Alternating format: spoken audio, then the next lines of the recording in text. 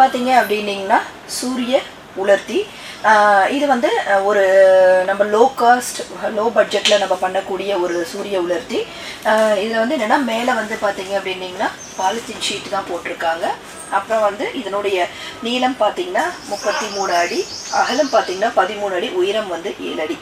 இதுதான் இதனுடைய அமைப்பு. இதில் பார்த்தீங்கன்னா குறைஞ்சது வந்து ஒரு 250 கிலோ வரைக்கும் நீங்கள் உலர்த்திக்கலாம். நார்மலாக இருக்கக்கூடிய வெளியில் இருக்கக்கூடிய வெப்பத்தை விட குறைஞ்சது வந்து 10லிருந்து 15 டிகிரி வந்து உங்களுக்கு அதிகமாக உள்ள வெப்பம் இருக்கும். இதில் வந்து நம்ம வந்து கீரைகள் எல்லாமே வந்து சீக்கிரமாக உலர்த்திக்கலாம். இப்போ நம்ம முருங்கைக்கீரை ஆகட்டும், கருவேப்பிலை ஆகட்டும், இதெல்லாம் வந்து நம்ம வெளியில் உலர்த்தினோம்னா குறைஞ்சது 1 நாள் ஆகிடும். இதில் வந்து என்னென்னா அதிக வெப்பநிலையில நம்ம வந்து கருவேப்பிலையை உலர்த்தும் போது வந்து என்ன குறைஞ்சது 2 மணி நேரத்துலேயே இந்த கருவேப்பிலை வந்து எளிதில் உலர்ந்துடும். இது உடச்சி போட்டு நேற்று தான் உடச்சிருந்தோம் பாருங்கள், அதுக்குள்ளேயே நல்ல விதமாக காஞ்சிருச்சு. நீங்கள் ஒரு 2 மணி நேரம் வந்து காஞ்சிச்சுனாவே நம்ம வந்து எளிதாக எடுத்து நல்லா பொடி பண்ணி வச்சுக்கலாம். இதில் வந்து என்ன ஒரு அட்வான்டேஜ் அப்படின்னு பார்த்தீங்க அப்படின்னிங்கன்னா கலர் வந்து நல்லா மெயின்டைன் ஆகியிருக்கும். ஊட்டச்சத்துக்கள் வந்து எந்த ஒரு குறைபாடும் இருக்காது. குறைபாடு மீன்ஸ் என்ன, நியூட்ரியன்ட் வந்து குறையாது, அப்படியே மெயின்டைன் ஆகும் வைங்களேன். நல்லா ரீட்டைன் பண்ணி வச்சுருக்கோம்.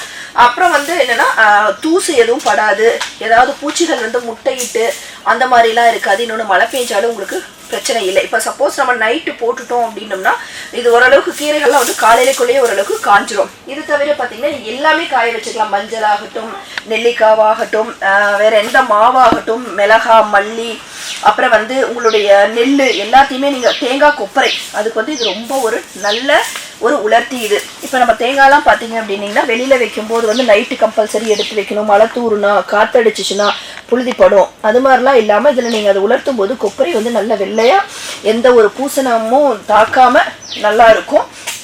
இன்னொன்று மெயின் பார்த்தீங்க அப்படின்னீங்கன்னா அதோட கலரை வந்து அப்படியே நிலைப்படுத்தி கொடுக்கும், ரீட்டைன் பண்ணி கொடுக்கும். ஊட்டச்சத்துக்களை வந்து அப்படியே மெயின்டைன் பண்ணி கொடுக்கும். இதுதான் இதனுடைய முக்கியமான ஒரு அட்வான்டேஜ் அப்படின்னு சொல்கிறது. இதில் தரை பார்த்தீங்க அப்படின்னீங்கன்னா நார்மலாக நம்ம சிம்பிளாக போட்டிருக்கோம். இதே நீங்கள் கருப்பாக இன்னும் போட்டிருந்தீங்க அப்படின்னீங்கன்னா இதனுடைய வெப்பநிலை வந்து இன்னும் அதிகமாக இருக்கும். இன்னும் ஒரு எக்ஸாஸ்ட்டும் ஒன்று வச்சிருக்கணும். எதுக்காக அப்படின்னு பார்த்தீங்கன்னா இப்போ நம்ம நைட்டில் விட்டுட்டோம் அப்படின்னா கொஞ்சம் வந்து இதில் வந்து தண்ணீர் துளிகள் வந்து நிற்கிற மாதிரி இருக்கும். அதை அவாய்ட் பண்ணுறதுக்காக ஒரு எக்ஸாஸ்ட் மட்டும் இருந்துச்சுன்னா வந்து ரொம்ப இன்னும் நல்லா இருக்கும்னு வைங்களேன்.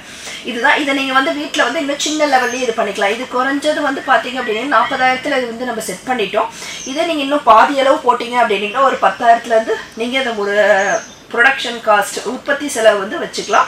இதனால் வந்து நமக்கு அதிக அளவு பெனிஃபிட் தானே ஒழிய இதனால் எந்த ஒரு சுற்றுப்புற சூழலில் எந்த ஒரு மாசுபாடும் கிடையாது. நம்ம வந்து ஒரு நல்ல ஒரு குவாலிட்டியான ப்ராடக்ட்ஸை வந்து நம்ம எடுத்துக்கலாம். ப்ராடக்டினுடைய தரம் வந்து ரொம்ப நல்லா இருக்கும். இது வந்து என்ன, சூரிய உலர்த்தி.